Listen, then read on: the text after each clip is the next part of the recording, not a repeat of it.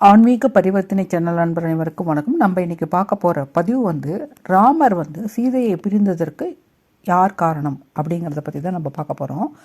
ராமாயணம் அப்படிங்கிறது என்னன்னாக்கா, மனிதனுக்கு என்னத்தை சொல்லி கொடுக்கறதுனாக்கா, மனித வாழ்க்கையில் ஒழுக்கம், நீதி, நேர்மை, பிறர் மனை களவாமை, சகோதர உறவுலாம் எப்படி இருக்கணும் அப்படிங்கிறத தெரிவிக்கிற மாதிரி தான் இந்த ராமாயணம் நமக்கு சொல்லிக் கொடுக்கிறது.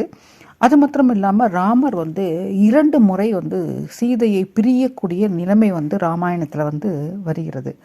அது என்னென்ன அப்படிங்கனாக்கா, ராமர் வாழ்வில் நடந்தது அவருடைய அவர் கற்பதற்கோசரம் தான் அவர் குருவோடு போகிறாரு. அப்படி போகிற சமயத்தில் அவருக்கு எதிர்பாராமல் திருமணம் நடந்து முடிந்துடுறது. அந்த திருமண மகிழ்ச்சி அடைவதற்கு முன்னாவே அவருக்கு ஒரு துர்பாகிய நிலைமை, அதாவது அவர் சீதையை விட்டு பிரியக்கூடிய ஒரு நிலைமை அவருக்கு வந்துடுறது. அதே மாதிரி அவருக்கு பட்டாபிஷேகம் ஏற்பாடு பண்ணியிருக்கிற பொழுது கூட அன்னைக்கு முதல் நாள் இரவு அவர் மர ஒரி தரித்து காட்டுக்கு செல்லக்கூடிய ஒரு நிலைமை அவருக்கு ஏற்பட்டிருக்கிறது.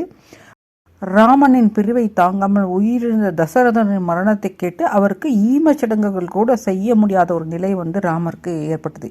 இவ்வாறு ராமருடைய வாழ்க்கையில் ஒரு நிம்மதியற்ற ஒரு வாழ்க்கை இருந்தது. ஆனாலும் அவர் எதற்கும் கலங்காமல் அவருடைய வாழ்க்கையை வாழ்ந்தார். அடுத்து இந்த மாதிரி இவர் சீதையை பிரிந்ததற்கு காரணம் என்ன அப்படிங்கிறத பற்றி பார்ப்போம்.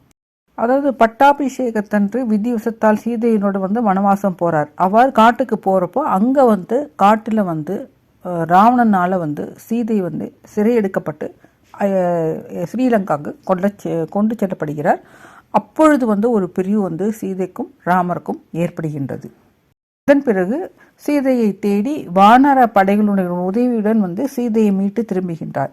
அதையடுத்து பட்டாபிஷேகம் முடிந்த பிறகு நாட்டு மக்கள் ஒருவர் ராமரை அவதூறாக பேசுகிறார். அதனால் அவர் திரும்பியும் சீதையை பிரியக்கூடிய ஒரு நிலைமை ஏற்படுகின்றது. அவ்வாறு பிரிந்த சீதையை ராமர் திரும்பவும் சேரும் வாய்ப்பே இல்லாமல் போய்விட்டது.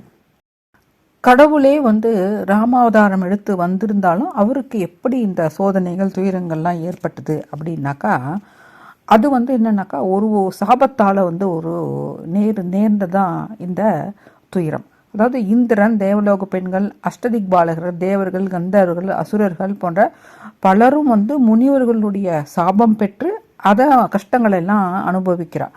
அதே மாதிரி தான் மகாவிஷ்ணுவும் ஒரு தடவை முனிவரிடம் ஒரு ஆகிய ஒரு சாபத்தின் காரணமாக தான் இத்தகைய துயரங்கள் அவர் ராமாவதாரத்தில் அனுபவித்தார் அப்படின்னு சொல்லப்படுகிறது. அது என்ன அப்படிங்கிறத பார்க்கலாம். ஒரு முறை பிருகு முனிவரின் மனைவி அசுரர்களையெல்லாம் காப்பாற்றுறார். அதனால கோபம் கட்ட மகாவிஷ்ணு என்ன பண்ணிடுறாரு, தன்னுடைய சக்கராயுதத்தால் அந்த பிருகு முனிவரின் மனைவியினுடைய கழுத்தை வெட்டி விடுகிறார்.